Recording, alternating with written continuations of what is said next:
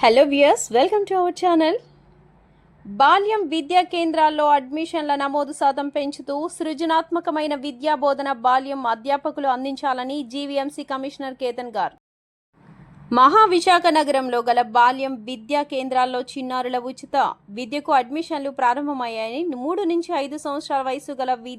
విద్యార్థులను బాల్యం విద్యా కేంద్రాల్లో చేర్పించేందుకు తల్లిదండ్రులకు అవగాహన పరిచి అడ్మిషన్లు నమోదు పెంచేలా కృషి చేయాలని విద్యా కేంద్రాల్లో బాల్యం విద్యార్థులను ప్రాథమిక విద్యకు సంసిద్ధం చేసేలా వినూత్నమైన పద్ధతిలో సృజనాత్మకత కలిగేలా బాల్యం అధ్యాపకులు విద్యా బోధన చేపట్టాలని జీవీఎంసీ కమిషనర్ కేతన్ గారు బాల్యం విద్యా కేంద్రాల ప్రాజెక్ట్ అధికారికి అధ్యాపకులకు ఆదేశించారు.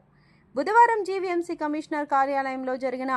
విద్యా సంవత్సరంకు గాను బాల్యం విద్యా కేంద్రాల్లో 3 నుంచి 5 సంవత్సరాల వయసు గల విద్యార్థుల ఉచిత విద్యకు అడ్మిషన్లు ప్రారంభానికి సర్వే నిర్వహించేందుకు గాను పూర్తి సమాచారంతో కూడిన అవగాహనపరమైన